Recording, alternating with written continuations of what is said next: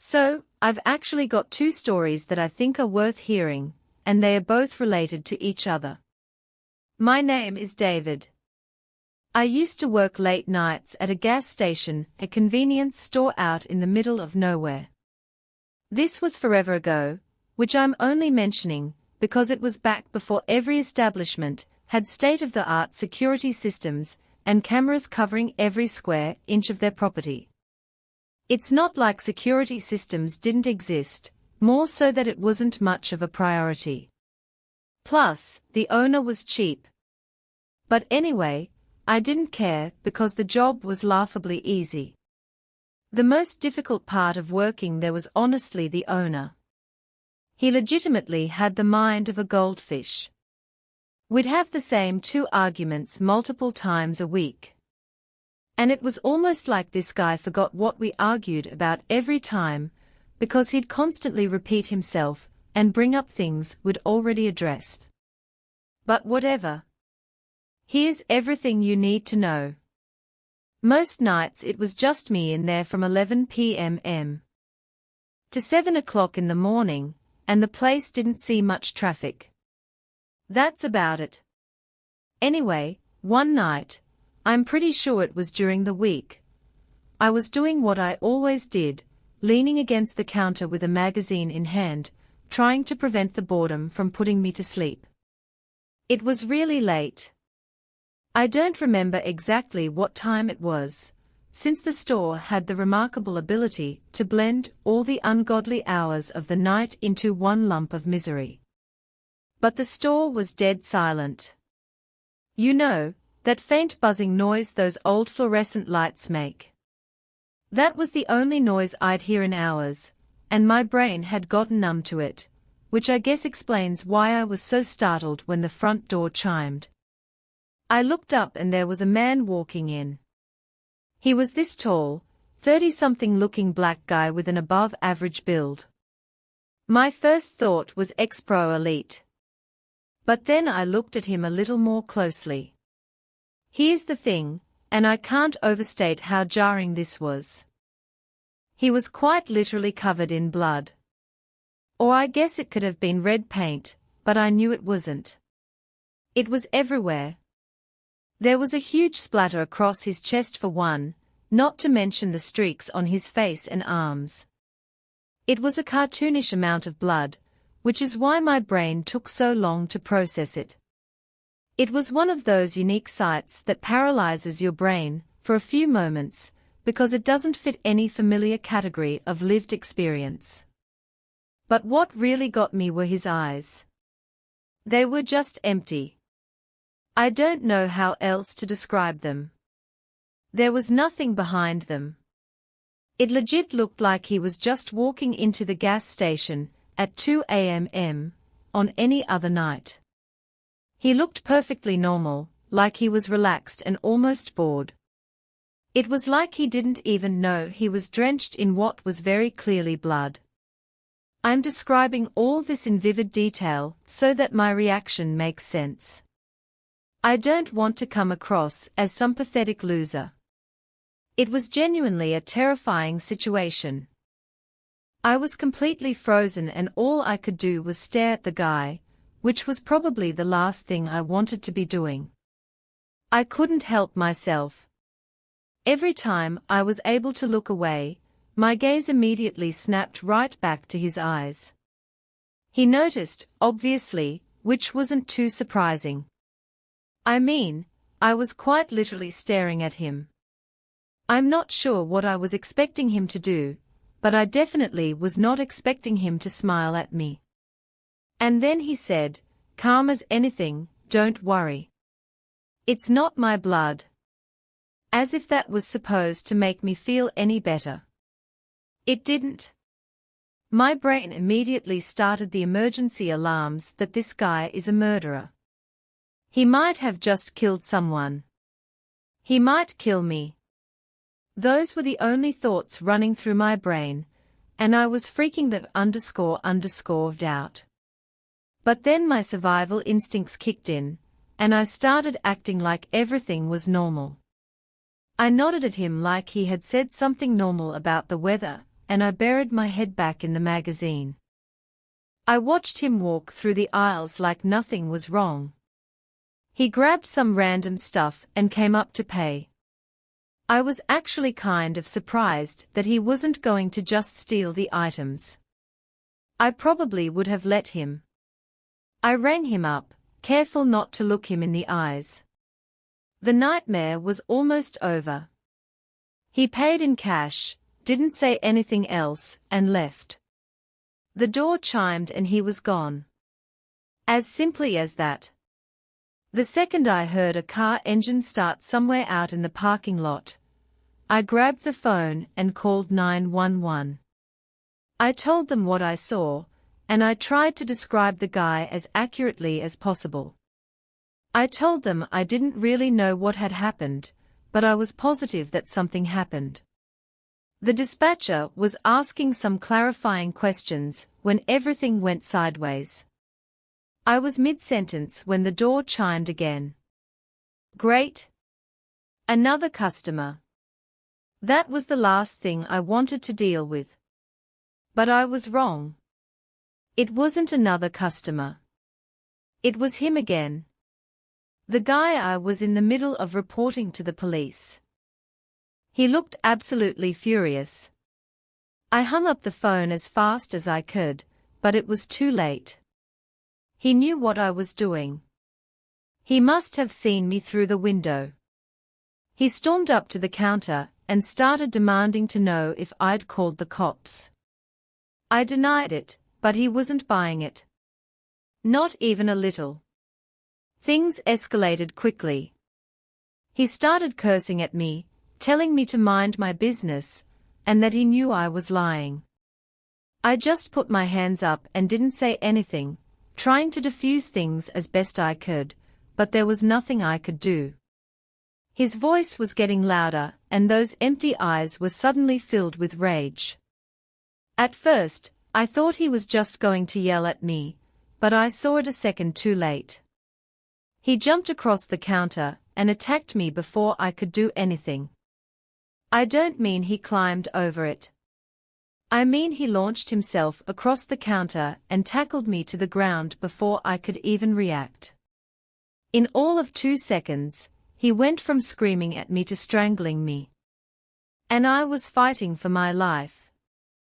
I thought I was going to die. I had never been in a physical altercation before that night. And I was certain this guy was trying to end my life. I thrashed around wildly, kicking, scratching, biting even. I was just trying to survive. I could feel his blood, or whoever's blood it was, all over me, smearing my clothes and face. We were still rolling around on the floor when I resorted to my final option. I screamed that I had a gun, and I wasn't afraid to use it.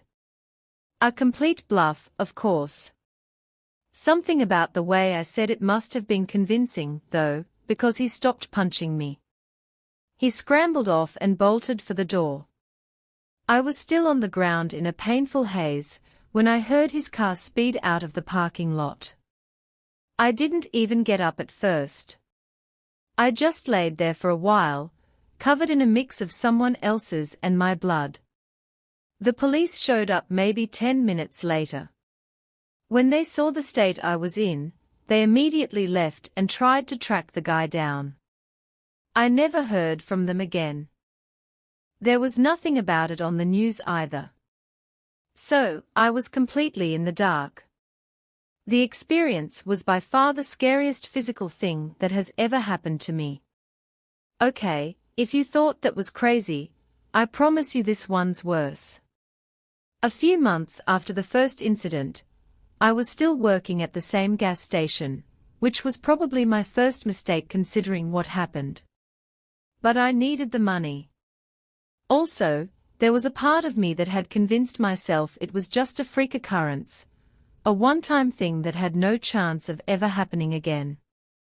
But that's not the case. It was another late night when the next thing happened.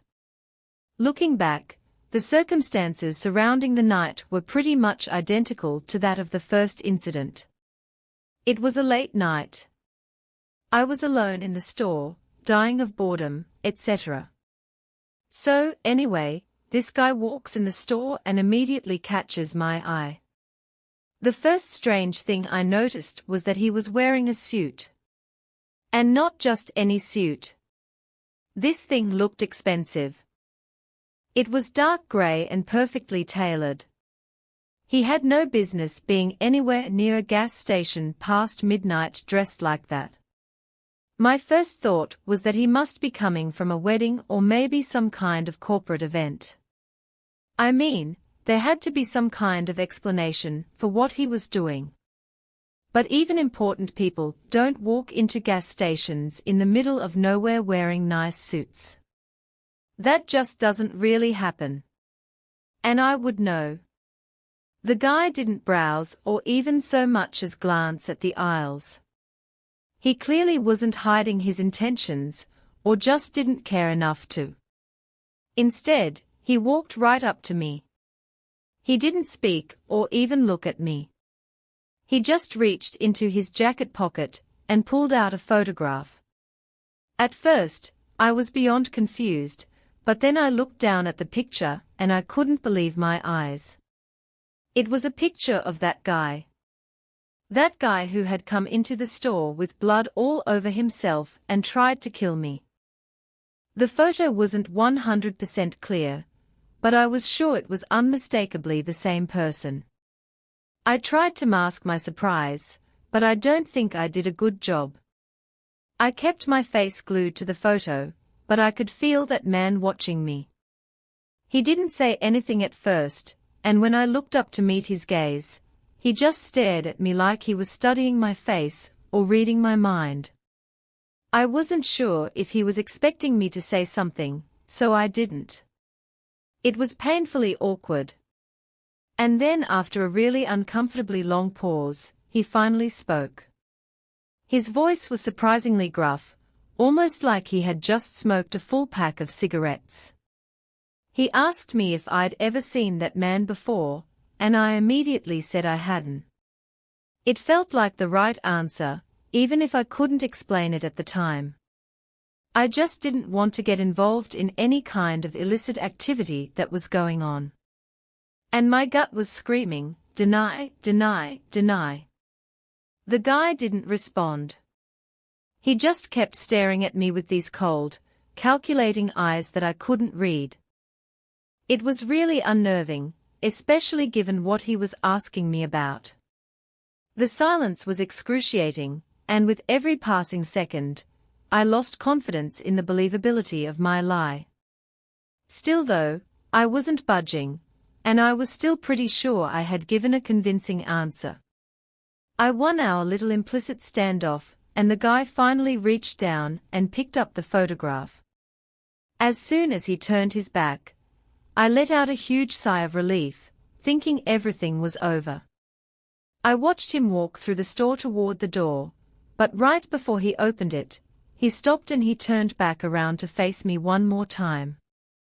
And then he just said, "I know you're lying." And then before I could even respond, he was gone. I was pretty shocked by the whole encounter, more than I wanted to admit to myself. Being in that store all alone didn't feel safe anymore, and I didn't really know what to think. For the life of me, I couldn't figure out what the hell had just happened. Who was that guy? How did he know about the first incident? I wondered if he was a cop, or detective, or if he was something else entirely, someone connected to whatever that blood-covered man had been involved in. That's the thought that really freaked me out. I pretty quickly reasoned that if he had been someone official like a cop, he would have revealed his identity to me, which could only signify bad news.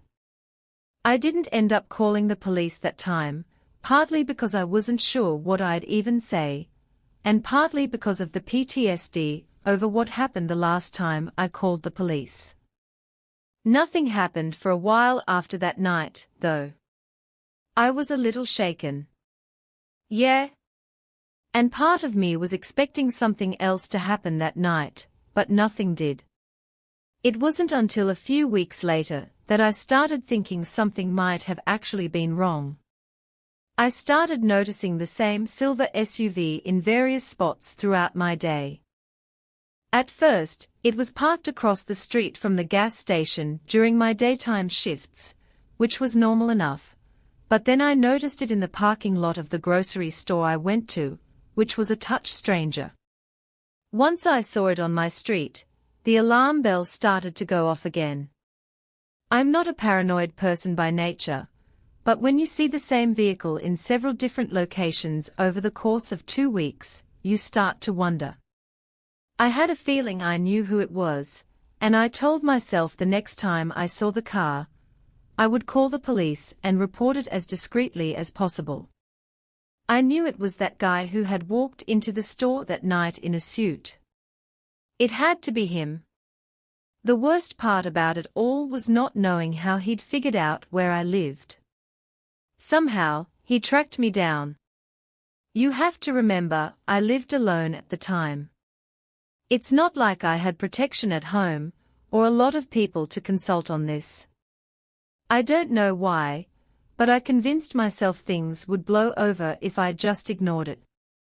And of course, that was an awful way to proceed.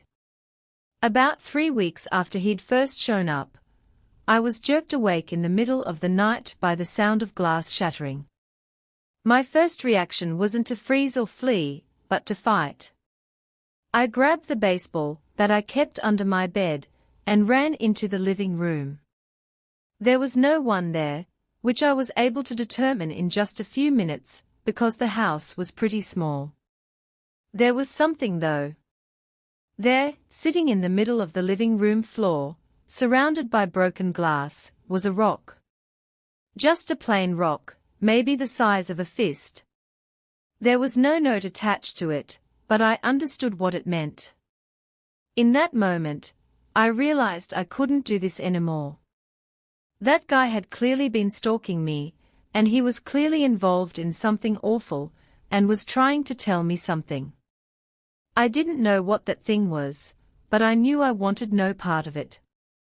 So, I caved. I quit my job the next day, and started looking for other places to live. It took me a little over a month to find a nondescript apartment a few towns over, and I figured that was good enough. In that moment, I didn't see the SUV one time, but my mind was made up. And nothing happened after that. I was finally at peace, and I was actually able to find another job relatively easily. I ended up moving again not even a year later. This time way out of state, and that was that. But I still think about both experiences from time to time. Even though the first encounter was probably more life-threatening, it's the second one that gets me. I was never able to figure out why someone would go through all that trouble, stalking, harassment, intimidation, just because I'd called the cops on someone covered in blood. The only explanation I could think of was that he somehow thought I had a connection to that first guy and I was harboring him or sheltering him or something. It's been years and I've accepted that I'll probably never figure out the truth behind any of what happened. This happened about 8 months ago.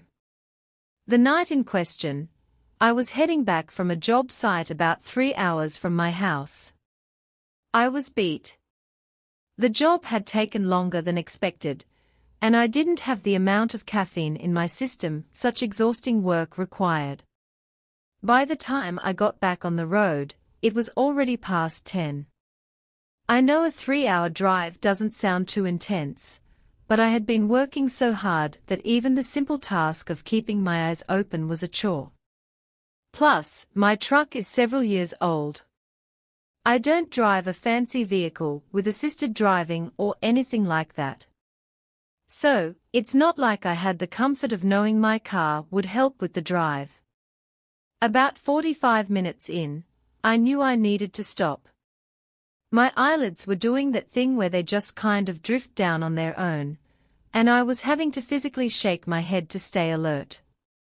So, I pulled into the next gas station off the highway. It was around 11 o'clock at that point. I filled up my tank, smoked a cigarette, and kind of stood there debating what to do. I still had over 2 hours of driving ahead of me, and I knew there was no way I'd make it. So, I made the decision to take a quick nap and finish the drive afterward. I drove to the corner of the parking lot and turned my engine off. I was just going to go to sleep for a few hours right there. I've slept in worse places. It didn't seem like a big deal. I was out almost instantly. When my alarm went off, it felt like I had blinked and an hour had passed. I still wasn't fully rested, but I was definitely more alert than before, which was good enough for me. The lot was completely empty now. There had been at least 2 other cars there when I pulled in, and they were both gone. Without as much as a second thought, I started my truck and pulled back onto the highway. Things were fine for maybe the first 20 minutes. The highway was dead and I was kind of zoning out. Not falling asleep per se, but just letting muscle memory take over. I was essentially on autopilot. At one point, I realized my truck was making some strange noises. It actually took my brain a few minutes to process what I was hearing as abnormal. That's how zoned out I was. I turned the AC down so I could hear things more clearly. There was this faint thumping sound coming from somewhere behind me. I turned around a few times, but didn't see any loose items bouncing around in the back seat or anything like that. I figured it was just something shifting around in the truck bed. One of my tools, maybe. Beyond speculating, there wasn't much else I could do. The situation didn't really warrant me pulling over, so I made a mental note to check it when I got back home, and I kept driving. The sounds continued, though. It actually started to bother me, and I ended up cranking the radio to drown it out. At one point, I slammed my hand against the hood of the truck and cursed out of frustration. Strangely, that seemed to work. For maybe 10 minutes after that, things were quiet. I was relieved, not because the noise was worrying me, but because it was genuinely ticking me off. The adrenaline from getting so worked up had woken me up a bit more, which was a good thing. But that increased alertness also cleared some of the brain fog, and I started thinking about how odd it was for a sound being made by an inanimate object to stop so abruptly, as a result of my outburst. I had already eliminated the possibility that a faulty part in my truck had been making the sound. So, the fact that slapping the hood could have caused it to stop was such a weird coincidence. I was in my head about it, debating whether I should stop or not, when out of nowhere, I heard a deafening crack come from directly behind me. It was not a normal sound, and it definitely wasn't a normal crack either. It was more like a crash, like someone had thrown a rock against one of my windows. The next 30 seconds were pure chaos and terror. I turned around in shock, and what I saw nearly made me lose control of my vehicle. There was a person standing in my truck bed, banging on the glass divider between the truck bed and the back seat with one of my tools. It was dark, but I could clearly see him. He was banging on the glass repeatedly, like a wild animal trying to claw its way out of a cage. The way he was moving was truly barbaric. I can't overstate that enough. I swerved uncontrollably, partly out of fear and partly to try and shake him off. I lost control of the truck and started spinning out of control. I genuinely thought I was going to flip, but all I could think about was the maniac who was trying to smash his way through the glass. I somehow managed to wrestle the truck back under control, and I skidded to a halt halfway between the right lane and the shoulder. I was too disoriented and terrified to think about how lucky I had been to avoid a wreck. And the moment my head stopped spinning, I ripped off my seat belt. I don't know what came over me. I'm not the bravest person and I wasn't armed, but I knew I wanted to do something. I couldn't just sit there. I had to confront the psycho in the truck bed, if he was even still there. I threw the door open and ran around the truck. As I was approaching the truck bed, I saw a man in a hoodie climbing out. He jumped onto the ground and started running for the tree and off the side of the highway. I chased him for a few seconds before realizing that was a terrible decision. It was pitch black out there. I had no idea if he was armed and we were completely alone.